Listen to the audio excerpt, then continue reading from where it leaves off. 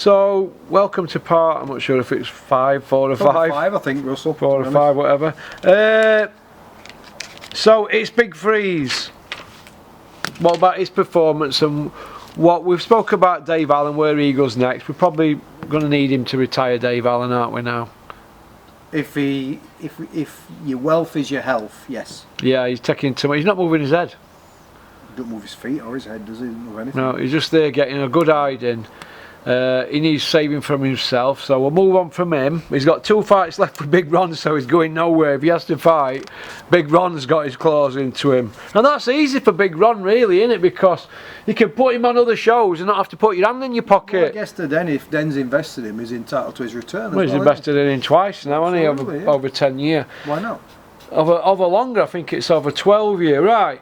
It's Big Freeze. Did he throw enough? What he fit? And can he win a British title? Got this thing, as you know, about fighters turning pro too late, because you know about your style becomes influenced from that. You know, there's like 3 stages. Is when you're learning to box, that young amateur style, you become very, very schoolboyish. Then there's that phrase when you become a seasoned amateur, and then obviously you evolve as a professional. And I think Fraser Clark's just been stuck in that kind of amateur mode now for some time. And what was he? What is he now? 30, 31 or something? 32. He's just turned 32. 32. What? I think that's 60 odd. 32 a couple of days 60 ago. odd, 70 odd.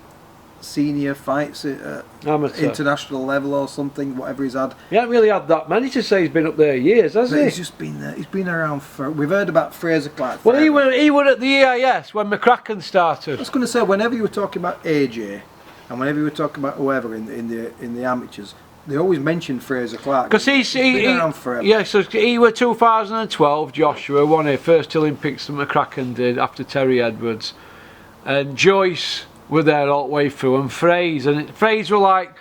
He were like the third noise. He were like they all spoke about James Toney and Roy Jones, and Hopkins were like the third child, wasn't he? Yeah, and I think Clark is similar, isn't he? Fraser Clark's like the third child after Joshua and Joyce got gold and silver. He got like the bronze, didn't he? And he were like the ugly sister of the 3 of them, kind of thing. And he's 32 now.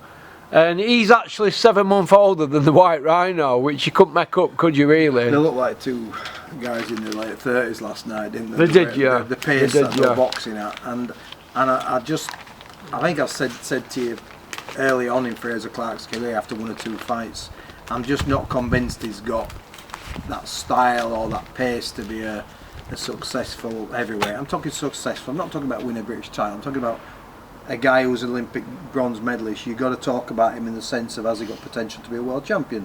And ultimately, I don't think he has.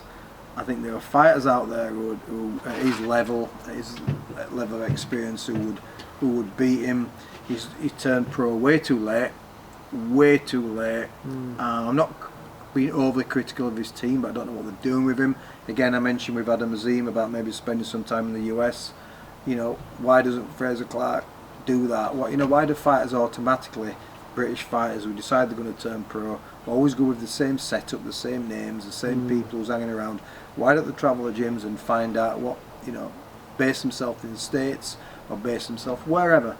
And I just think it's become a tired old prescriptive thing now of Olympians going through these certain stages, and I don't think it's there. I think, the thing is that I wasn't mad on Fabio Wardley, but I think Wardley would beat him now. He looks to be improving. I think Wardley beats all of them. He's got good feet, he's got fast hands, and he'll have a go, won't he? He lets his hands David go. Adelaide's got to be an handful for Big Freeze as well, hasn't he? As well as Dave Allen if Dave fights on. He's a big, strong puncher. But what I liked about Fabio, for example, is there's just something about that, even with the fight with Nathan Gorman, and who was the last kid he turned over? It'll come back to me. But the last couple of fights with Fabio, he's taken a bit of stick. Yeah. He's bit down, and then he's gone up a gear, hasn't he? And he's got them out of there. And I always enjoy when fighters are able to just grit the teeth. It was Gorman, they grit the teeth and let their hands go. And I thought, that shows gears does that, but it also shows that mindset and that tenacity to go at someone who's caught you with a couple of shots and maybe hurt you a little bit. And he was cut as well last time out. And I like him. I think he's got a great attitude. And there's something about Fraser Clark, when I see him, it just all looks hard work. Everything he does looks really hard work, and it looks like he's quite strained.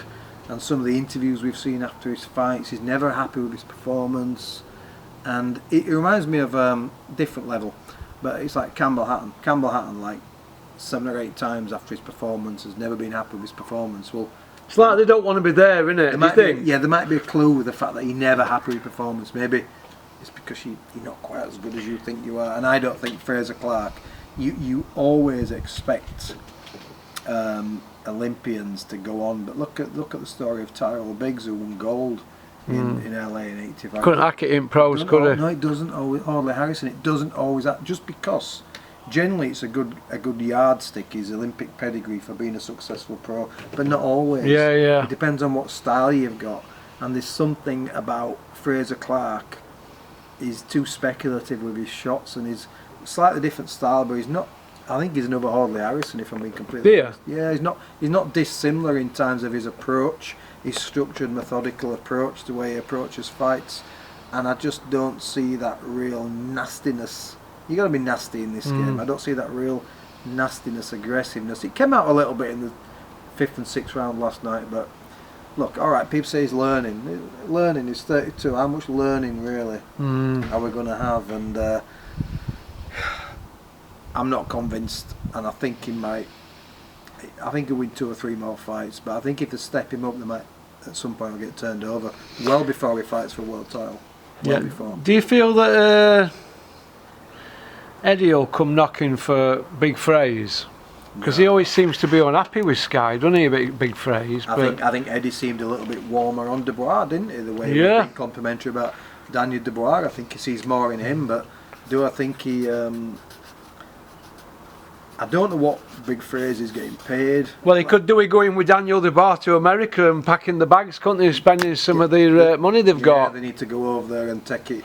And then have a think about who they're going to get as a new trainer. But I'd be asking the questions, right? Okay, I don't know the entire structure around those guys' teams, but I'd be asking the questions. I'm not really setting the world on fire. I'm not really performing, and I'm only good at a certain thing in a certain arena. Where's the explosive? I've asked this before, Russell, every time I come on, but heavyweights. Where's the explosive combinations now from heavyweight boxers? They're all just like 1-2 merchants, aren't they? Merchants, and the only diversity we got last night was that you whip the right uppercut and you throw the right hand over the top. Well, generally you whip a right uppercut and you throw left hook to the body, left hook to the head, right hand over the top. It was just very, very prescriptive, and that was the one criticism I got of Adam Azim. There was like 3 combinations Adam Azim was throwing all night, and it's like, is that it? Is that really enough to get you to that kind of elite level? So Fraser Clark seems a nice guy. Always liked him as a pundit. I liked how he's been outspoken on certain things, like the Joshua Usyk 2. He was really quite damning on AJ what he did. But as a fighter, no. You're not having it. What about winning the British now? Yeah, might win a British. Depends if he's matched correctly. Yeah, who and when. But I mean his last fight, who was the guy beat over 10 rounds? It was that kind of whack. He's fighting for WBA regular now against Jarrell Miller. I don't even know what WBA regular is. Well, Fraser Clark's just beat a guy who was fighting for WBA World Heavyweight title, regular belt, against Jarrell Miller, the vacant belt that Dubois had. I thought that was Manuel Char, but I don't. Sorry, Manuel Char. Manuel Char against. I've got it mixed up. Sorry, Manuel Char. Fraser beat Whack, wasn't it? It was Whack. Yeah, I got that mixed up. Regardless, it was abysmal, wasn't it? I put that in a video this morning when I was walking with dogs. I get them mixed up, them Chars and Whacks. Well, it's easy enough because none of the best way to describe it then is none of them are memorable, are they? No, none of them are memorable. Yeah, so I've got that video wrong this morning. It's Manuel Char, not Barriers Whack. Manuel Char fights once a flood, doesn't it? If they're memorable, you remember them, don't you? Or if they're not, you mix them all up. I'm the same, mate. Yeah, don't worry about that. Even I get it wrong. Like I said, if you're treading dog shit right, if one dog shit is just the same as another dog shit in it. It's still dog shit. Still leaves stains. I'm not being dismissive, but when you just said that, it reminds me of Al Pacino in Scent of a Woman, when this guy says to him, "Why do you always get my name wrong?" And Al Pacino says, because it's not important for me to get it right. And Yeah. I think that'll be your excuse there. But like, Yeah. it sounds dismissive, but it's not important. They're not memorable enough for you to get it right, mate. So Manuel Charles going to fight Jarrell Miller for WBA regular, not Marius Back that I said this morning, Who cares? but who cares? Who cares? Either way, you won't be watching it, will you? We'll be watching that. Will I chuff? Probably man. nobody will. Jarrell Miller. Yeah. I mean, yeah. Who wants to watch Jarrell Miller? But getting back to It's Big Freeze, what do you think to his body shots to Alan's knackers? They were low, weren't they? Well, Alan's knackers were high as well, but It looked like Dave were inviting him in for the third one after that second point we took off, wasn't they it? were almost jumping up, wasn't it, for him to hit him there. And I mean, look, he was careless, wasn't he? Oh, Fraser, He big was- Fraser. He were careless, but like I said in the previous video, I think the referee was in a difficult spot because you've got a guy who's dying to get out of there. Yeah. He's dying to get out of there, and it's like, Fraser, you're giving me reasons to throw It's you gonna out. go now. this. Yeah. Join us at next.